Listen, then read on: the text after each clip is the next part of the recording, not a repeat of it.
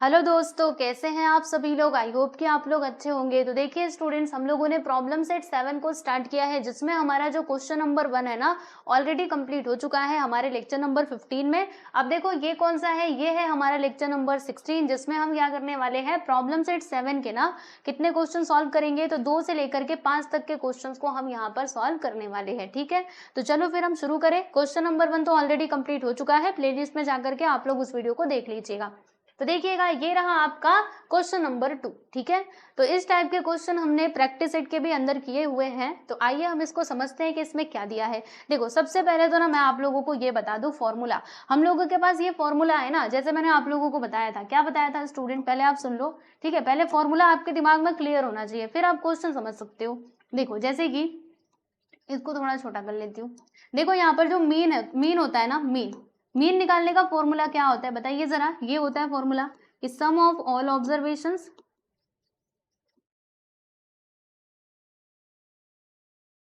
Upon total number of observations. यही होता है ना, अपॉन में क्या आता है, टोटल नंबर ऑफ ऑब्जर्वेशंस।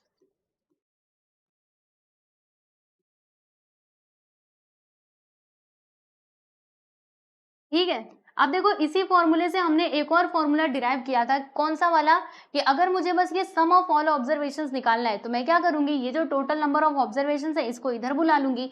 यानी हमारा फॉर्मूला कुछ ऐसा बनेगा, देखो कि sum of all observations, sum of all observations which is equal to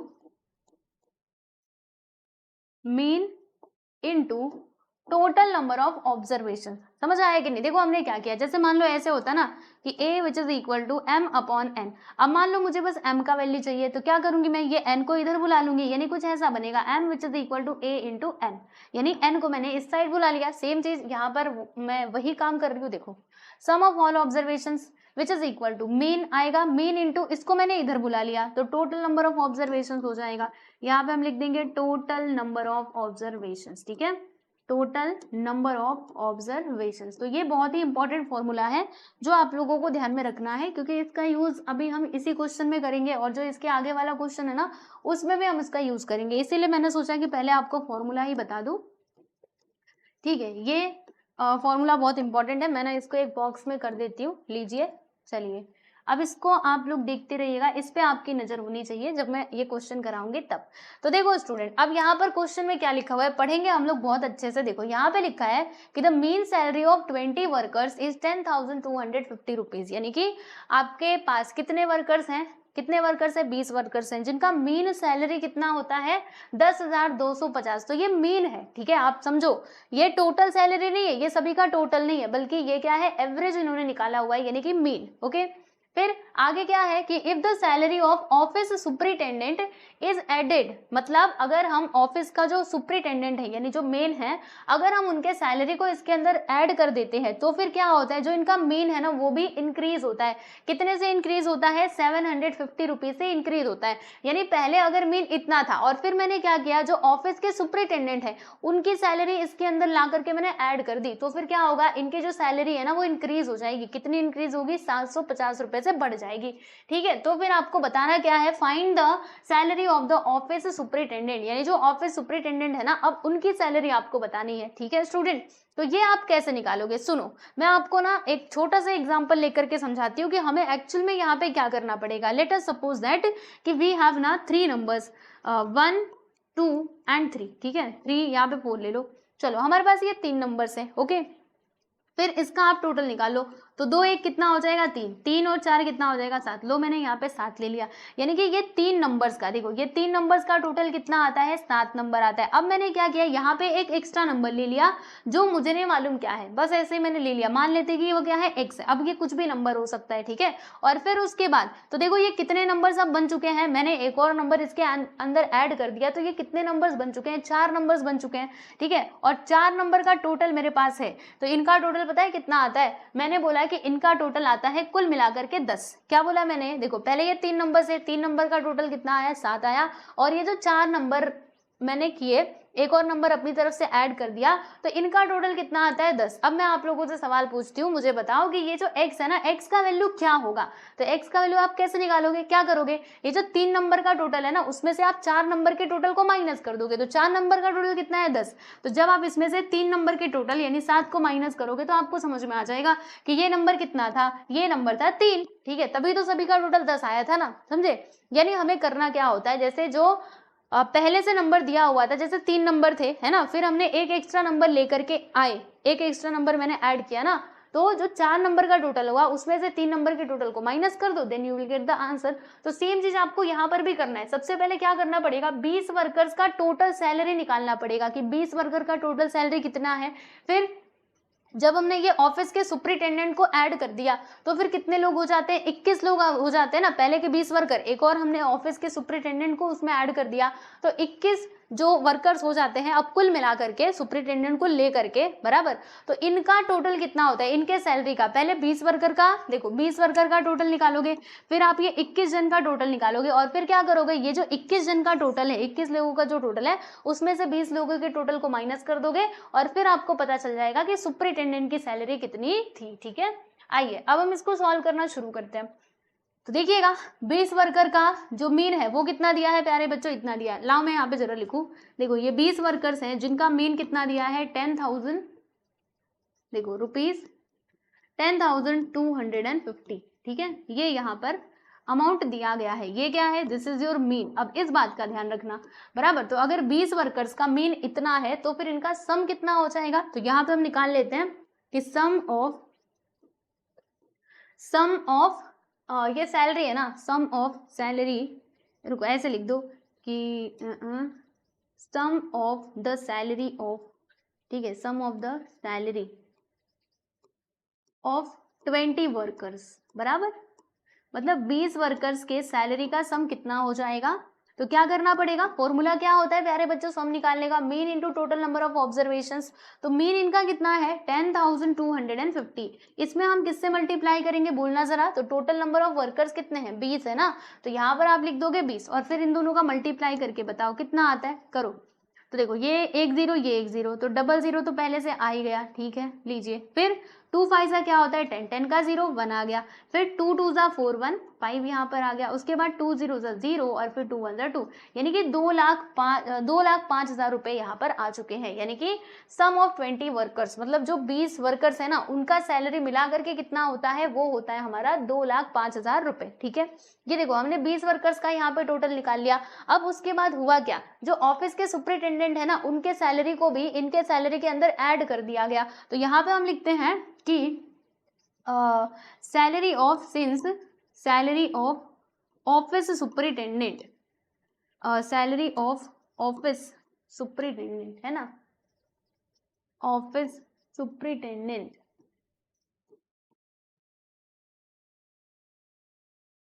superintendent, देखो यहाँ पे स्पेलिंग, वहां पे स्पेलिंग गलत लिखी है, सुपरिटेंडेंट, मतलब जो सुपरिटेंडेंट थे वही देख करके लिख दो, NTENDENT, ठीक है। एक बार देख लेना, मुझे लगता है ना कि यहाँ पे गलत लिखा हुआ है शायद से, आप देख लेना एक बार कहीं से सर्च करके, ठीक है। Salary of office superintendent is added to it, है ना, हमने क्या किया इसके अंदर ने इसको ऐड कर दिया, ठीक है प्यारे बच्चों, देखो दिया है ना कि इज एडेड, तो ऐसा ऐड करने से क्या होगा, अब जो मीन है ना, मीन कितना हो जाता है, देखो जब हम इसके अंदर ऐड करते हैं तो जो मीन है ना प्यारे बच्चों वो इंक्रीज हो जाता है, समझ में आ रहा है, कितने से इंक्रीज होता है 750 रुपए से। तो देखिएगा यहाँ पर हमारा नया मीन क्या हो जाएगा, इसको आप न्यू मीन लिख दो तो ज्यादा बेटर रहेगा। न्यू मीन हमारा क्या होगा, तो वो इतना हो जाएगा, पहले का मीन कितना था 10,250 रुपए, अब इसमें मीन 750 रुपए और बढ़ जाता है, तो 750 को इसके अंदर ऐड कर दो और फिर जोड़ो कितना होगा 10,250 प्लस 750, यानी कि ये हो जाएगा प्यारे बच्चों 11,000, यानी कि जो अब देखो ये 21 लोग हो गए ना, हमने एक और सुपरिटेंडेंट के सैलरी को इसके अंदर ऐड कर दिया, तब मीन कितना होता है 11,000 मीन होता है, बराबर। तो यहाँ पे जो वर्कर मतलब टोटल जो नंबर है, देखो मैं यहाँ पे लिखूं कि नाउ टोटल नंबर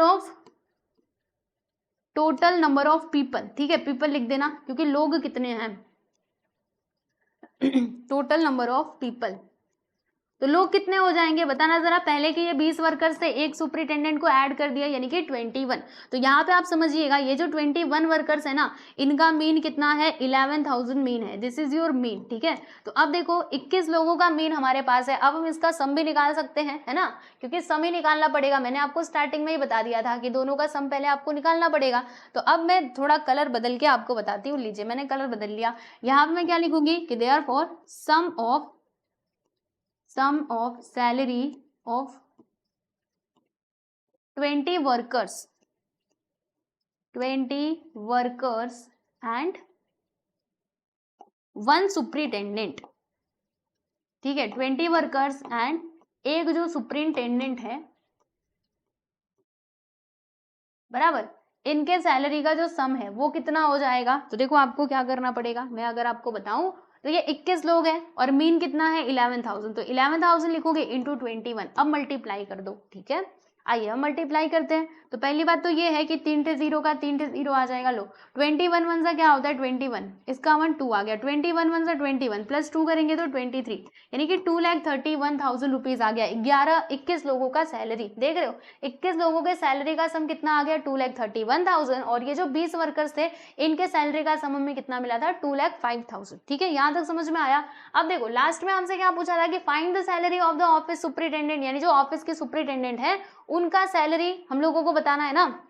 इसके लिए क्या करेंगे देखो, अब इसके अंदर अगर आप देखोगे यहाँ पे सुपरिटेंडेंट का सैलरी नहीं ऐड किया है, बस 20 वर्कर का ही सैलरी है और इसमें सुपरिटेंडेंट के सैलरी को भी ऐड कर दिया गया है। तो आप सोचिए कि अगर मैं इस वाले सैलरी में से इसको माइनस कर दूं, क्योंकि इसमें सुपरिटेंडेंट का ऐड किया गया है, इसमें नहीं ऐड किया गया है, तो अगर मैं इसमें से इसको माइनस कर दूं तो मुझे पता चल जाएगा कि ऑफिस के जो सुपरिटेंडेंट है ना उनकी सैलरी कितनी है, ठीक है। तो देखिए यहाँ पे हम लिखेंगे कि अब देयरफॉर क्या लिखेंगे कि सैलरी ऑफ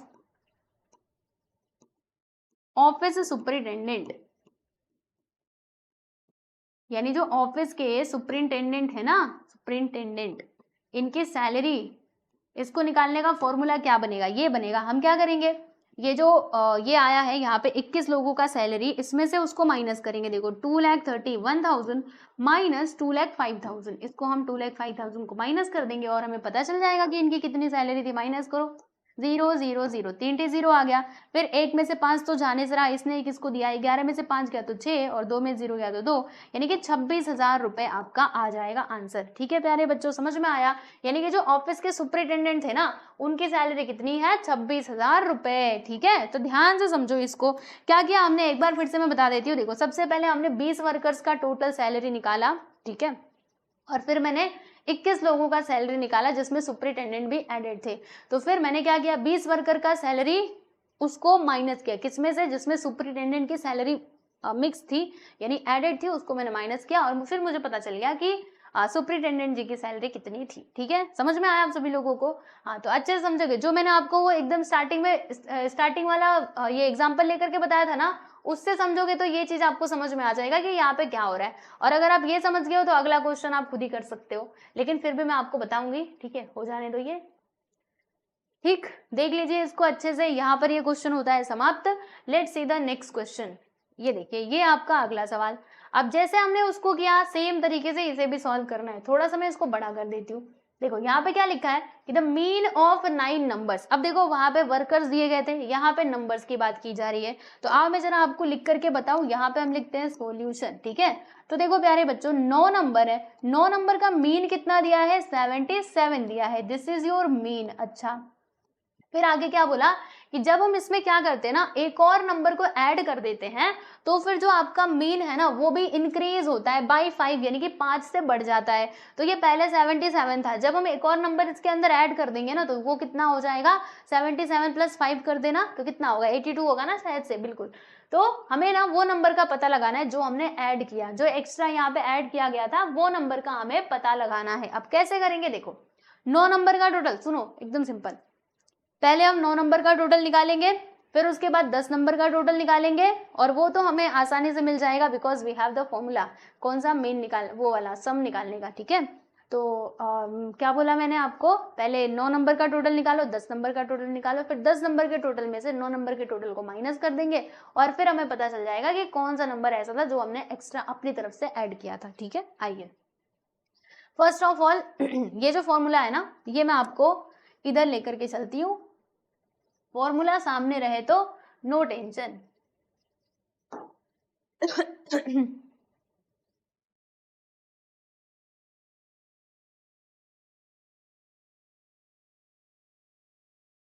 ठीक है, देखिए फॉर्मूला आ चुका है आप लोगों के सामने, राइट।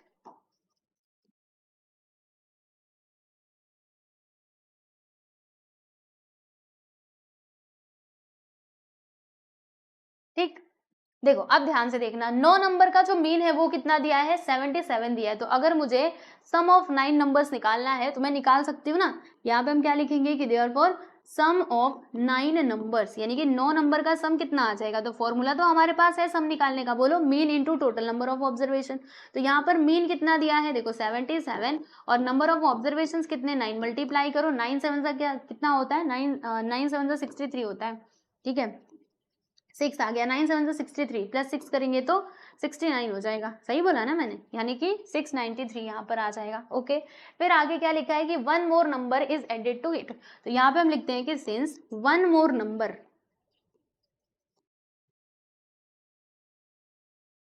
इज एडेड, एक और नया नंबर हमने इसके अंदर ऐड कर दिया। ओके, उसके बाद फिर क्या हुआ, तो न्यू मीन हमारा क्या हो जाएगा, जब एक और हम नया नंबर ऐड कर रहे हैं ना, देन आपका न्यू मीन क्या हो जाएगा, पुराना वाला मीन कितना था 77, इसमें से वो 5 क्या होता है, इंक्रीज हो जाता है, देख रहे हो, इंक्रीजेस बाय 5, यानी 5 से बढ़ जाएगा। तो इसमें हम +5 कर देंगे और इनको जोड़ो कितना आएगा, तो 7 5 कितना होता है, 12 का तो 1 आया, और यहाँ पे 82 आ जाएगा। यानी कि नया मीन हमें क्या मिलता है, 82 मिलता है। ठीक है बच्चों, समझ में आया आप सभी लोगों को। जब हमें एक और नंबर ऐड करते हैं ना, तो वो 10 नंबर हो जाते हैं, क्योंकि पहले 9 नंबर थे, एक और नंबर मैंने उसके अंदर ऐड कर दिया, तो ये टोटल 10 नंबर्स हो गए। अब इनका मीन यहाँ पे 82 दिया है, तो पहले मैं यहाँ पे लिख देती हूँ कि नाउ नंबर ऑफ, रुको, नाउ देयर आर, अब देखो यहाँ पर अगर मैं आपको बताऊं, तो अब ये 10 नंबर हो चुके हैं, ये तो आप समझ गए है ना।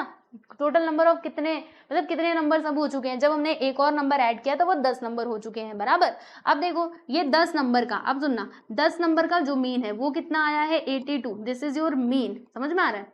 अब इसका सम आप निकाल सकते हो आसानी से, because we have mean and the total number of observation is also there. So यहाँ पे आप क्या लिखोगे कि sum of 10 numbers, sum of 10 numbers, यानी कि 10 नंबर का टोटल कितना हो जाएगा। तो we have the formula mean into total number of observation, mean is 82 and the observation is 10, multiply करेंगे देन यू विल गेट 820, यानी कि यहाँ पर देखो सम ऑफ 10 नंबर्स कितना आ गया, 820 आ गया, बराबर।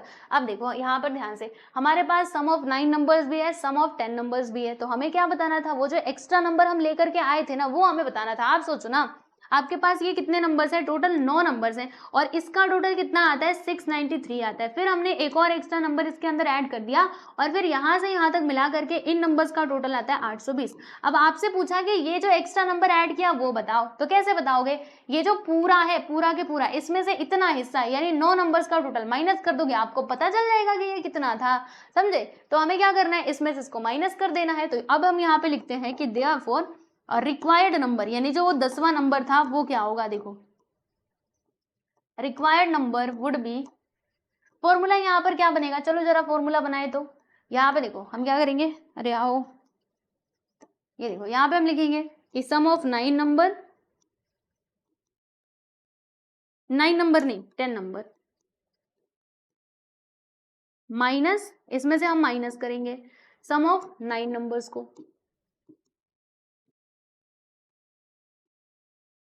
अच्छा, फिर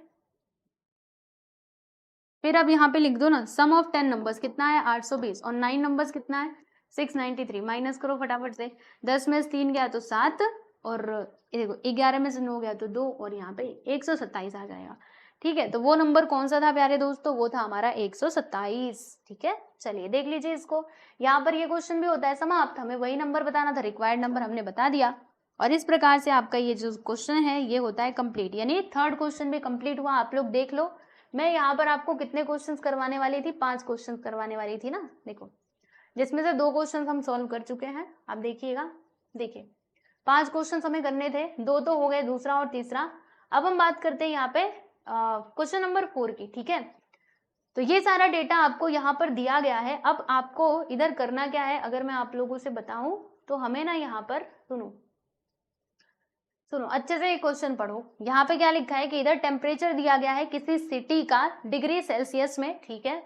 तो बाय टेकिंग सुटेबल क्लासेस, यानी आपको यहाँ पे सुटेबल क्लासेस लेना है और फिर यहाँ पे ग्रुप फ्रीक्वेंसी डिस्ट्रीब्यूशन टेबल बनाना है। अब चाहो तो आप यहाँ पे कंटिन्यूअस क्लासेस भी ले सकते हो as well as discrete classes भी ले सकते हो एज योर विश। तो मैं यहाँ पर लेने वाली हूँ कंटिन्यूअस क्लासेस। ये डेटा के लिए सबसे पहले ग्रुप फ्रीक्वेंसी डिस्ट्रीब्यूशन टेबल बनाइए एंड उसके बाद आप लोगों को ये सारे क्वेश्चंस के आंसर देने हैं, ठीक है स्टूडेंट। तो आइए हम लोग ग्रुप फ्रीक्वेंसी डिस्ट्रीब्यूशन टेबल बना ले फटाफट से। तो आइए अगले पेज पे, ये लीजिए टेबल ऑलरेडी मैंने बनाया हुआ है। आप जानते हो कि पहले टेबल में हम क्या लिखते हैं, क्लास इंटरवल लिखते हैं। ये हमारे क्लासेस होते हैं, ओके जी, क्लासेस, ठीक है। फिर ये हमारे टैली मार्क्स होते हैं, जैसा कि आप सभी लोग जानते ही हो। And this is our frequency, ये जो है ये हमारा फ्रीक्वेंसी होता है, ओके।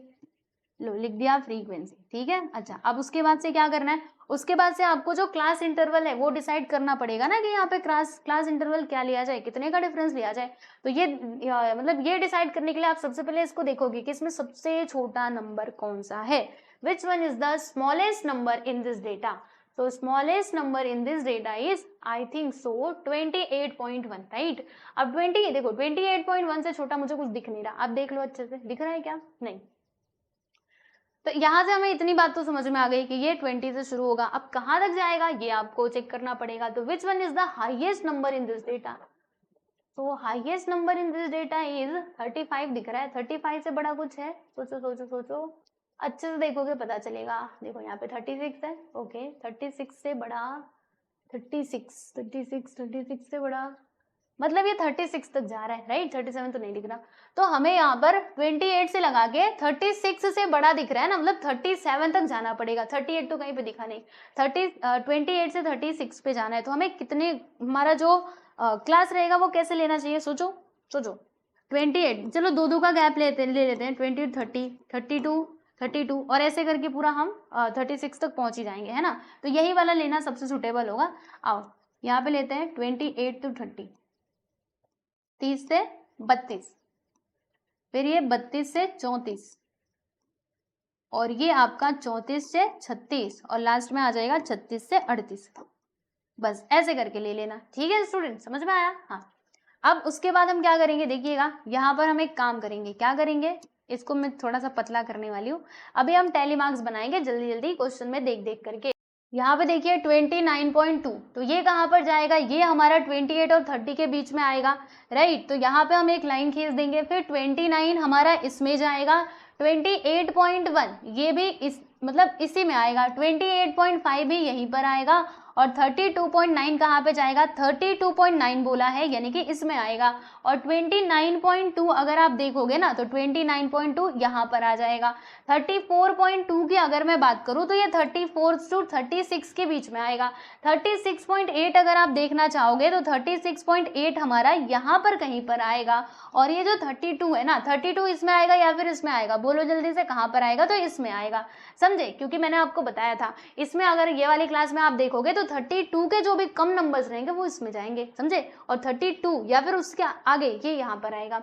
फिर 31 कहाँ पर जाएगा, सवाल ये उठता है, बताना जरा 31 किसके बीच में आएगा, तो 30 और 32 के बीच में आएगा, राइट। तो ये आएगा यहाँ पर, लीजिए। फिर 30.5 30.5 कहाँ पर जाएगा, यहाँ पर। और 30 कहाँ पर जाएगा, 30 इधर आएगा। फिर 33 कहाँ पर आएगा, तो 32 से 34 के बीच में आएगा। और 32.5 कहाँ पे जाएगा, 32.5 ये आ जाएगा बच्चों यहाँ पर, ठीक है। फिर 35.5 कहाँ पे जाएगा, तो 35.5 देख रहे हो, ये 34 और 36 यानी कि 34 से 36 के बीच में चला जाएगा, लीजिए। और फिर 34 कहाँ पर जाएगा, 34 हमारा इसमें ही आएगा।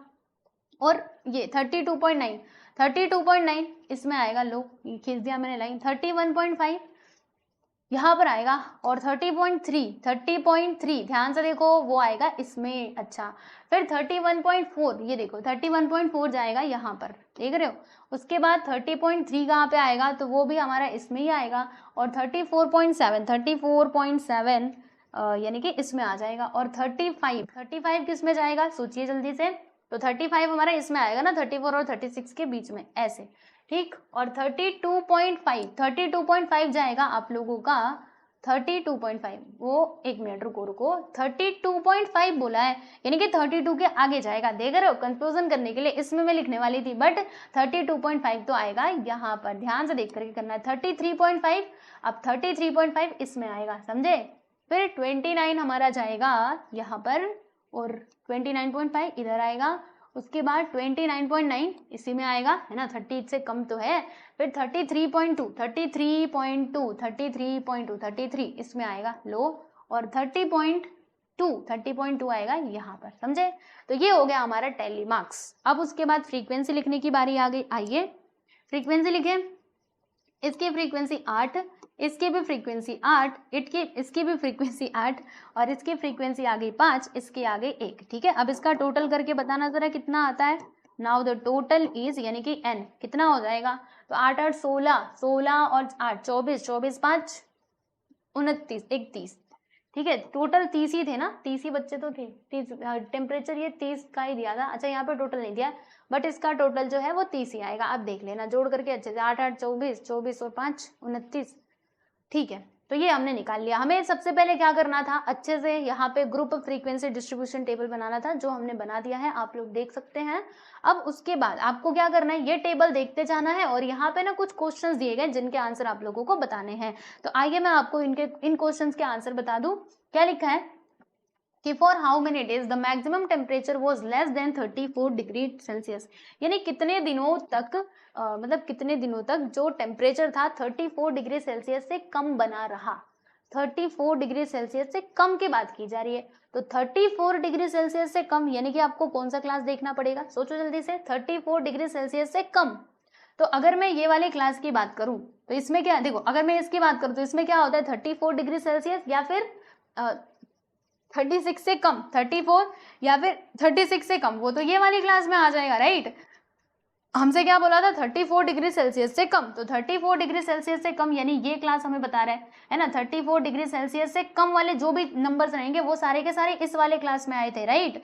यानी हमें क्या करना है, इसके ऊपर के ये जो तीनों नंबर है इनको ऐड कर देना है, क्योंकि 34 डिग्री सेल्सियस से कम बोला तो 32 भी चलेगा, 30 भी चलेगा, 28 भी चलेगा, समझ में आया। तो क्या करना पड़ेगा, इसके देखो करस्पॉन्डिंग 8 है। अब लाइन से इन तीनों को जोड़ दो, तो इसका आंसर क्या होगा। देखो अगर मैं इसके आंसर की बात करूं, okay, now the answer of this question is, let's see.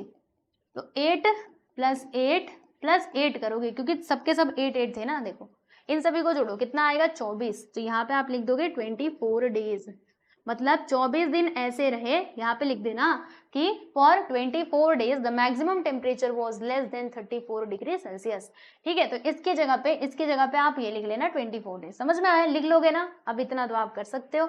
अब दूसरे क्वेश्चन का आंसर हम देख लेते हैं। Now the answer of second question is कितना होगा। देखो क्या लिखा है कि for how many days the maximum temperature was 34 degree Celsius और मोर देन 34 डिग्री सेल्सियस, यानी कितने दिनों तक, सुनना बड़े ध्यान से, कितने दिनों का जो टेम्परेचर है वो कितना रहा 34 डिग्री सेल्सियस के इक्वल, 34 डिग्री सेल्सियस या फिर उससे ज्यादा, मतलब 34 रहा तो भी चलेगा और उससे ज्यादा रहा तो भी चलेगा। तो देखो यहाँ पे 34 डिग्री सेल्सियस और उससे ज्यादा। अब यहाँ की अगर मैं बात करूँ ये वाली क्लास की, तो यहाँ पे तो 34 डिग्री सेल्सियस वाले सारे नंबर्स आ रहे थे बराबर। हमें क्या बोला है 34 डिग्री सेल्सियस या फिर उससे ज्यादा। तो अगर आपको 34 डिग्री सेल्सियस के इक्विवेलेंट देखना है तो इसमें देखना पड़ेगा 34 डिग्री सेल्सियस या फिर उससे ज्यादा। उससे ज्यादा मतलब 36 भी हो सकता है, 8 भी हो सकता है, ठीक है ना। तो देखो यहाँ पे कितना है 5 और ये कितना है 1, इन दोनों को हम जोड़ देंगे, 5 + 1 मिलाकर के 6 हो जाएगा। यहाँ पे आप क्या लिखोगे 5 + 1 विच इज 6 डेज, यानी कि आप क्या लिखोगे for 6 days the maximum temperature was 34 degree Celsius और मोर देन 34 डिग्री सेल्सियस, ठीक है। तो ये आपका क्वेश्चन नंबर 4 यहाँ पर कंप्लीट हुआ। इसमें बस हमें इतना ही काम करना था। मेरे ख्याल से आपको ये क्लैरिटी आ गई होगी। पहले ग्रुप फ्रीक्वेंसी डिस्ट्रीब्यूशन टेबल बनाना और फिर उसके बाद इन सारे क्वेश्चंस का आंसर लिख देना और बस यहाँ पर आपका ये क्वेश्चन हो जाएगा complete. Okay, next 5th question हम देखेंगे। Let's see the question number 5। Okay, चलो देख लें 5th क्वेश्चन। आओ आओ आओ नीचे आओ तुम, हाँ बहुत तेज भाग रहे हैं। चलो इसको हम जरा सॉल्व कर ले। आप लोगों के सामने ये डेटा दिया है जैसे कि आप इस फिगर में देख सकते हो। ओके, तो इसमें हमें क्या करना है स्टूडेंट, इसमें हमें एक काम करना है। जैसे ना इसका मीन भी दिया है, इस डेटा के लिए ना मीन, ये देखो यहाँ पे दिया गया, आप देख सकते हो mean is given to you 20.2 for this data. और तो इस डेटा में देखेंगे ना आपको पी दिखाई दे रहा होगा, ये देखो पी, तो पी का वैल्यू हम लोगों को यहाँ पर निकालना है। अब पी का वैल्यू हम कैसे निकालेंगे, बहुत सिंपल है। आओ सबसे पहले क्या करना पड़ेगा, अगर मैं आपको बताऊं तो पहले टेबल बनाना पड़ेगा। अच्छा टेबल कैसा टेबल, ऐसा टेबल, देखो रेड कलर ले लेते हैं, जिसके अंदर 3 कॉलम्स होंगे, एक में फ्रीक्वेंसी, एक में क्या आएगा, एक में आपका एक्स आई यानी कि मीन आ जाएगा, और फिर उसके बाद लास्ट में फ्रीक्वेंसी और उसका टोटल। ठीक है, आओ पहला कॉलम, दूसरा कॉलम,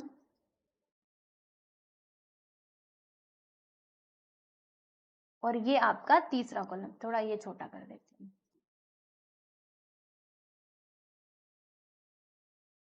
ठीक है, देख लो।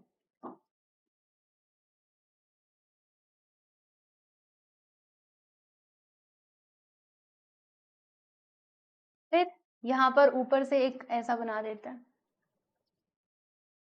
अब देखो इसके अंदर आपको क्या क्या लिखना है, जो यहाँ पे दिया गया वही लिखोगे। इसमें आपका एक्स आई यानी कि मीन आ जाएगा, यहाँ पे आपका फ्रीक्वेंसी आएगा, और इधर क्या आएगा, याद करो जब हम टेबुलर फॉर्म में मीन निकाला करते थे तो ऐसे निकालते थे। यहाँ पर आपका आ जाएगा x I into F I, ठीक है, एफ आई इंटू एक्स आई लिखो या फिर x I into F I लिखो, चलेगा। ओके, तो ऐसे भी लिख सकते हो, एफ आई इंटू एक्स आई चलेगा, और x I into F I लिखोगे तो भी चलेगा, ठीक है। मतलब दोनों का यहाँ पे मल्टीप्लाई करके आपको लिखना है। तो सबसे पहले एक्स आई में क्या क्या दिया है, देखो ये दिया है 10, उसके बाद क्या है प्यारे बच्चों 15, फिर यहाँ पर 20 है, उसके बाद देख लो अच्छे से लिखते हैं 15, फिर 20, 25, यहाँ पे 30, और लास्ट में कितना आएगा, बस इतना ही है ना, तो थोड़ा दूरी दूरी पे लिखे तो भी चलेगा, 10, फिर 15, उसके बाद से 20, और फिर 25, और ये 30, 25, और ये आ गया हमारा 30, और यहाँ पर हमारा टोटल आ जाएगा। लीजिए मैं टोटल के लिए भी एक कॉलम बना देती हूँ, ठीक है। अच्छा, अब जो इसकी फ्रीक्वेंसी है वो हम लिख लेते हैं, तो कितना दिया है 6, 8, ये है 6, ये है आपका 8, उसके बाद यहाँ पर क्या है प्यारे बच्चों, पी है, देख रहे हो, इधर है आपका पी, और फिर उसके बाद यहाँ पे आ गया 10, और यहाँ पर क्या आ गया 6 आ गया, ठीक है। अब उसके बाद हम क्या करेंगे, इन दोनों का मल्टीप्लाई करके लिखते जाएंगे। तो आइए मल्टीप्लाई करने के लिए अलग कलर ले लेती हूँ, 10 इंटू 6 कर देना। देखो यहाँ पे आप क्या करोगे, 10 इंटू 6 यानी कि 10 6 60, फिर 15 इंटू 8, तो क्या होगा 135 होगा ना, 8 5 कितना होता है, नहीं 120 होगा, है ना, फिर बिल्कुल सही है, 120 हो जाएगा, ठीक है। फिर 20 इंटू पी करो, 20 इंटू पी करो तो यहाँ पे 20 पी आएगा, 20 पी, और यहाँ पर कितना आएगा, रुको, फिर 25 इंटू 10 करोगे तो यहाँ पे 250 आ जाएगा, और 30 इंटू 6 करोगे तो 30 इंटू 6, तो 3 6 होता है 18, यानी कि यहाँ पे 180 आ जाएगा। समझ आया आप सभी लोगों को, तो ये आपको कर देना है। फिर उसके बाद इसका टोटल निकाल लेना, यानी कि एन फ्रीक्वेंसी का टोटल, क्योंकि जब हम मीन निकाला करते थे, अगर मैं आपको मीन का यहाँ पे फॉर्मूला लिख करके बताऊं तो क्या होता है फॉर्मूला, जब टेबुलर फॉर्म में मीन का फॉर्मूला हम लिखा करते थे तो क्या होता था, ऐसा होता था ना, मीन यानी कि X bar which is equal to summation of F I into X I, upon में हम क्या लिखते थे, एन लिखते थे। यानी इसका हम पहले तो टोटल करेंगे, फिर उसका भी टोटल करेंगे, और दोनों को यहाँ पे लिखेंगे। तो इसका टोटल कितना आएगा, देखो पहले आप इन सभी को जोड़ो, पी को बाद में जोड़ना, 8 और 6 पहले इधर देखो, 6 6 18, ठीक है, समझ में आया, 6 नहीं 6 6 12 होता है, 6 6 12, 12 8 कितना हो जाएगा 20, 20 10 मिला करके कितना हो जाएगा प्यारे बच्चों 30, ठीक है। और 30 में अगर आप पी को जोड़ोगे तो कितना आएगा, 30 प्लस पी हो जाएगा, ठीक है। अच्छा, अब इसका टोटल कर लेते हैं, summation of F I into X I, ये काफी मोटा हो गया ना, मैं थोड़ा सा इसको पतला कर लेती हूँ। चलिए यहाँ पे लिखते हैं summation of F I into X I, तो कितना होगा, इन सभी को जोड़ेंगे तो देखो अच्छे से जोड़ना पड़ेगा, तो 120 180 और ये 60, रुको मैं जोड़ती हूँ, यहाँ देखो 6 6 12 और 18, यानी कि ये हो गया आप लोगों का 180, ओके। फिर ये 250, ये पी वाले को बाद में जोड़ेंगे, फिर जाके 180, तो यहाँ पे 0 और 8 8 16, 16 5 कितना होता है प्यारे बच्चों, 16 5 होता है हमारा 21, फिर इधर 2 आ गया, तो 2 1 3 1 4 4 2 6, यानी कि 610 कितना आता है, 610 आता है प्लस, देखो ये आता है आपका 610, फिर प्लस कर दोगे, किसको प्लस करोगे, ये 20p, क्योंकि 20 के साथ देखो वेरिएबल है ना तो वो अलग से लिखेगा, उसके अंदर ये नहीं कि आप 610 किए और फिर ये 20 जोड़ दो तो 630 हो जाएगा, गलत आंसर आएगा वैसे, ठीक है। जब मल्टीप्लाई करते तब उसमें p को ऐड करना पड़ता है, लेकिन हम तो प्लस कर रहे हैं ना, इसीलिए p को अलग लिखेंगे। तो कितना होगा, एक बार फिर से जोड़ लेते हैं, 180 180 360 हो जाएगा, 360 प्लस 250, तो 200 इसमें जोड़ेंगे तो 550, 550 और 560 और 50 उसमें जोड़ेंगे तो 610, बिल्कुल सही है, ठीक है।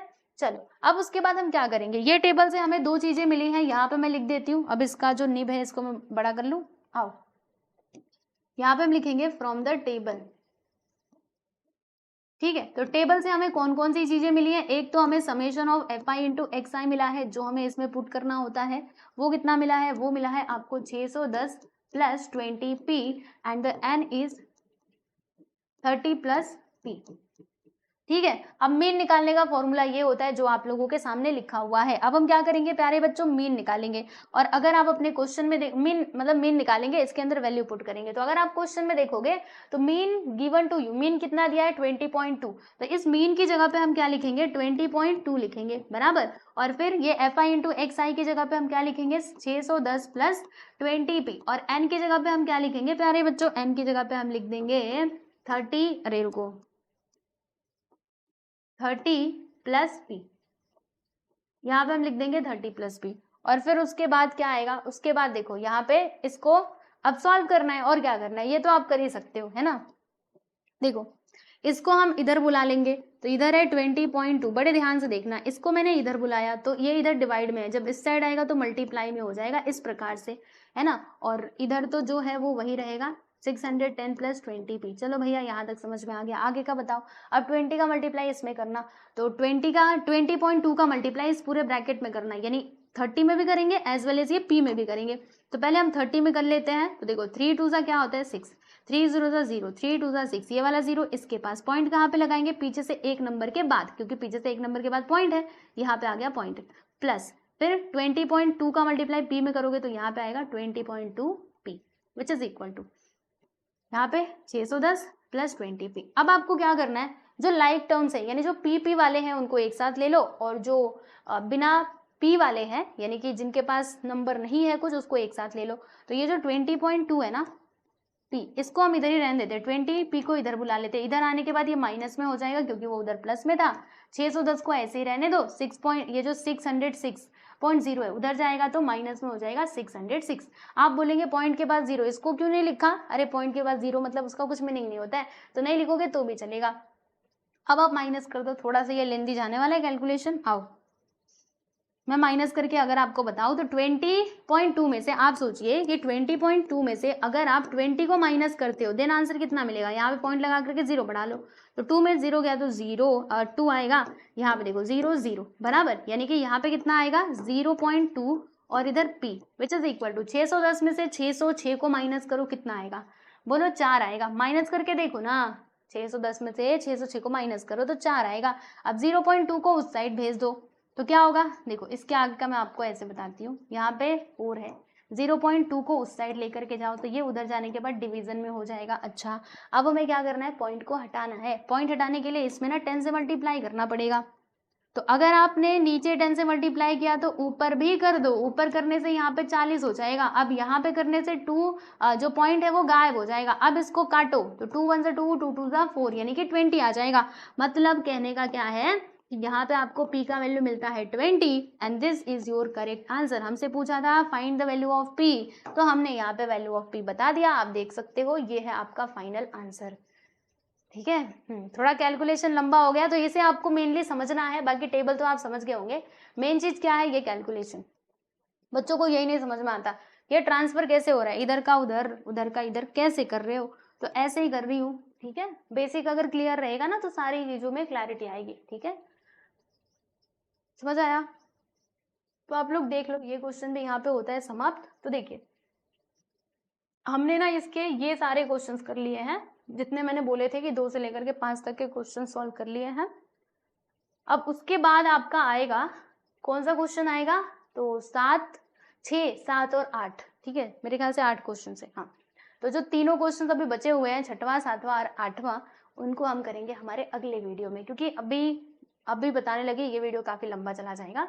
तो बस अभी यहीं पे रुकते हैं, मिलते हैं नेक्स्ट वीडियो में, क्योंकि आप लोग कंप्लेन करते हो, कहते हो कि इतने लंबे लंबे वीडियो मत बनाया करो, वरना मैं पूरा ही एक ही साथ बनाने वाली थी, पर मैंने सोचा चलो जाने दो, पार्ट वाइज करके बनाते हैं।